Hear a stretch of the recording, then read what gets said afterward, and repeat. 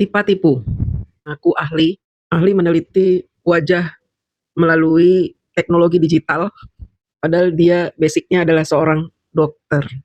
Tapi bukan dokter bedah, bukan dokter kecantikan. Dia dokter yang meneliti wabah. Jadi kalau dia ngaku-ngaku sebagai peneliti digital, bisa mengetahui struktur wajah seseorang yang berubah dari tahun ke tahun, dari 40 tahun yang lalu, dia bisa menebak itu, wah keren banget ini Tipa. Bisa mengetahui struktur wajah orang 40 tahun yang lalu. Dan orang harus percaya sama dia. 40 tahun yang lalu. Saya 40 tahun yang lalu, wajah saya masih kenceng, tirus. Karena saya kurus banget. Dulu saya masih kecil kurus, sampai SMA tuh berat badan saya, SMA aja berat badan saya 45 kilo. Itu paling berat itu. Biasanya 40, 43 gitu. Kurus banget karena jarang makan saya ya. Dulu tuh nggak doyan makan. Sekarang aja jadi kayak begini. Pak Jokowi juga begitu. Pada waktu beliau masih kuliah, seperti itu kondisinya, seperti foto-foto yang kita lihat. Tapi si ngaku-ngaku ahli ini katanya, ini bukan Jokowi, ini orang lain katanya.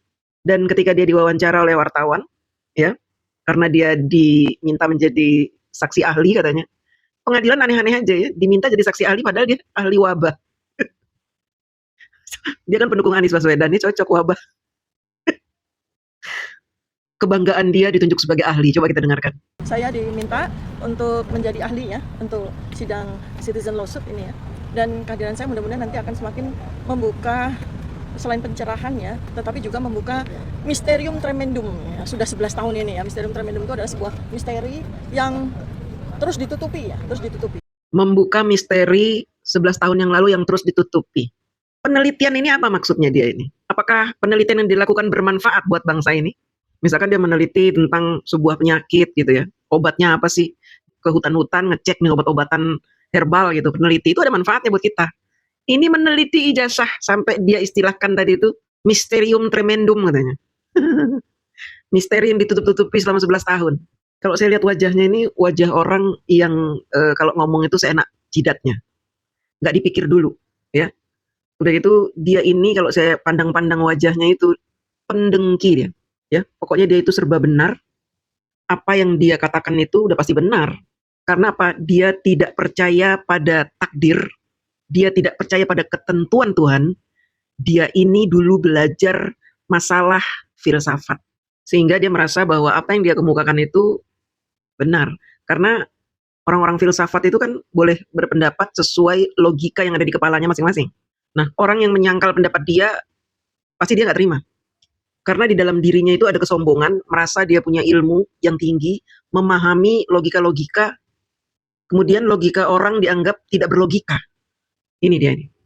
Dia ini pemikirannya hampir sama dengan Rocky Gerung, hanya saja bedanya kalau dia agak bolot, ya, Rocky Gerung itu pintar berkelit. Pintarnya Rocky Gerung itu berkelit-kelit memutar-mutarkan lidah. Kalau ini agak bolot, ya. Kalau dia udah kepepet ke pojok, mewek. Nih dia nih. Nangis, merasa terzolimi. Tipa ini teman-teman. Tetapi misteri ini insya Allah akan dibuka oleh kebenaran ilmu. Maka hari ini saya akan menyampaikan. Ini insya Allah akan dibuka oleh kebenaran ilmu. Dia ini tidak meyakini kebenaran mutlak. Dia meyakini kebenaran ilmu. Padahal ilmu yang dia miliki ini tidak sesuai dengan apa yang dia teliti.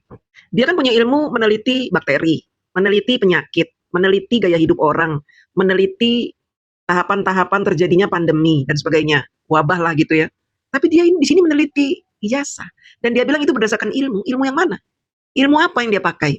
Meneliti ijazah dari dia lulus S2 di UGM, ya tadi tentang penelitian wabah penyakit. Tapi kenapa di sini dia merasa ahli meneliti ijazah? Inilah yang saya sebut orang yang percaya pada ilmunya padahal dia tidak berilmu. Bukan percaya pada ketentuan Tuhan, tapi dia percaya pada ilmu. Dulu saya sering berdebat dengan orang-orang model-model seperti dia ini yang setengah-setengah agnostik, setengah-setengah ateis tapi pakaiannya berjilbab. Padahal dia tidak percaya Tuhan, tidak percaya takdir, tidak percaya bukti-bukti nyata, dia tidak percaya. Dia hanya percaya apa yang ada di pikirannya. Percis sama seperti Rocky Gerung, hanya saja tadi Rocky Gerung itu pintar, berkelit-kelit, ngomongnya cepet, pintar gitu membolak-balikan kata, bikin orang bingung. Kalau dia agak bolot, gitu teman-teman. Sisi dari ilmu untuk melengkapi apa yang sudah disampaikan oleh dua ahli yang lainnya, yaitu Pak Rismon Syanipa dan Pak Roy Suryo. Jadi terkait dengan dokumen ijazah yang menjadi Ministerium Tremendum Rakyat Indonesia ya, bangsa Indonesia ini, saya tidak mengurus benda matinya. Saya tidak mengurus ijazahnya. Saya mengurus pemilik ijazahnya. Jadi saya mengurus benda hidupnya. Karena dalam ijazah itu ada benda matinya, yaitu dokumen-dokumen, termasuk juga 709 dokumen yang mendukung dari adanya ijazah itu, yang diklaim ya oleh Polda Metro Jaya sudah mereka sita. Dan kemudian ada benda hidup yang lupa untuk juga dilakukan penelitian. Nah, ini bagian saya. Jadi 3 pisau analisis yang saya gunakan nanti untuk Jadi tipe ini meneliti benda hidupnya, bukan ijazahnya katanya ya. Meneliti benda hidupnya. Dengan cara apa dia meneliti Bapak Jokowi?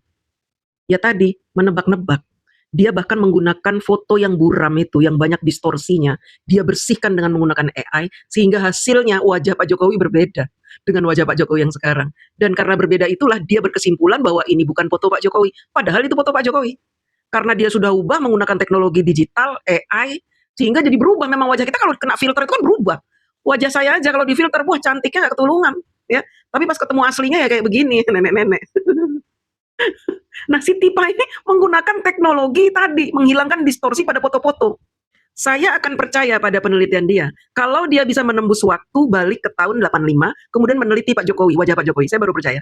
Tapi kalau dia menggunakan foto dan meminta bantuan AI, meminta bantuan teknologi digital, bullshit, saya tidak percaya. Karena apa? Kita tahu semua, apalagi perempuan-perempuan yang suka memfilter wajahnya gitu ya, fotonya dipakein 360 biar mulus, kinclong, itu pasti berbeda dengan aslinya. Berbeda gitu.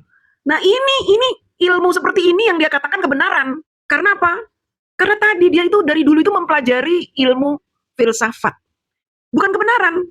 Beda ya. Jadi kalau teman-teman belajar ilmu filsafat, ya itu sesuka-suka dia. Makanya Rocky Gerung itu ngatain orang seenak-enaknya itu.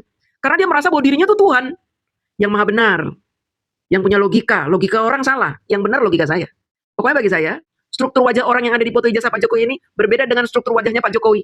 Kan ini menyesatkan teman-teman. Dia ini menggunakan ilmu ateisme. Orang yang tidak meyakini Tuhan. Dia tidak percaya pada kebenaran. Tuhan itu kan kebenaran. Dia tidak percaya. Ketika dia menggunakan logikanya, menggunakan ilmunya, dia tidak percaya Tuhan.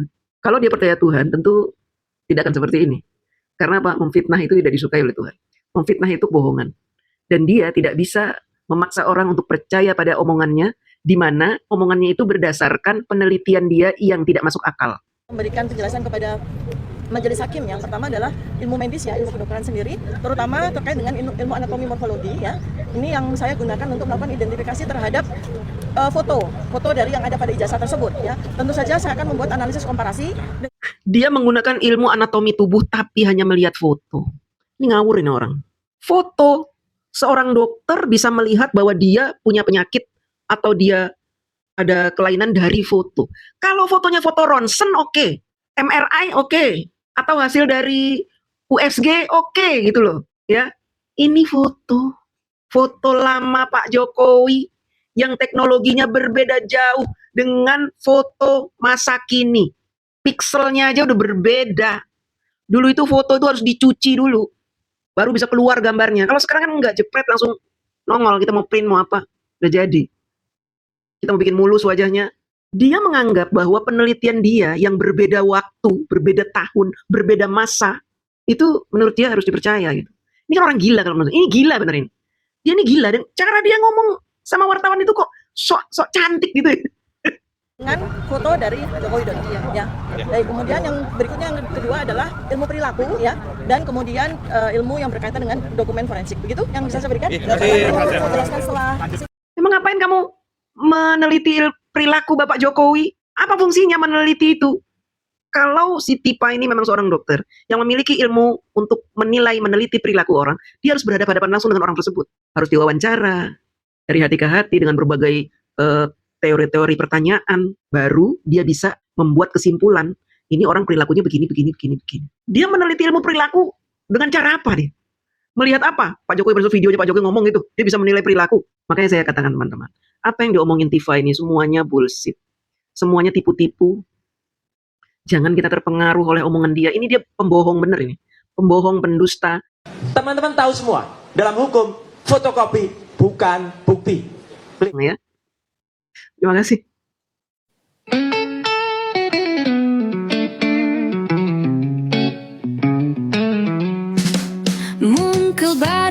politik yang bercerita cerita mereka seolah nyata benar adanya, membuat banyak rakyat jelata percaya. Bualan badut menjadi hoaks di dunia maya. Wahai badut, badut politik durjana, ada panci pakar palsu, ada dokter penipu bicara, ngawur ngelindur penuh tipu daya, didukung ormas terlarang, berteriak bernafsu.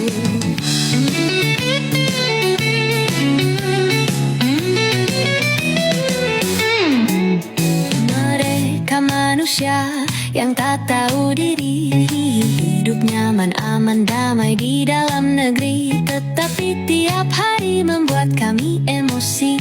Kata-kata kebohongan, manipulasi. Wahai badut, badut politik durjana, ada tompel ahli hukum profesor Dunggu bicara, ngawur ngelindur penuh tipu daya, didukung ormas terlarang, berteriak bernafsu.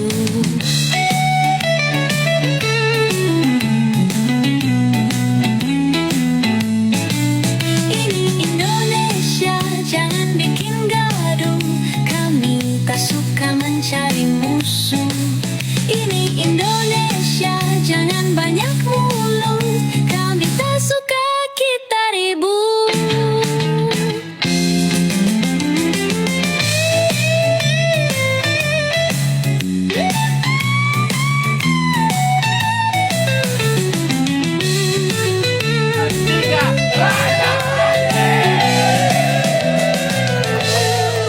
Ini Indonesia, jangan bikin gaduh.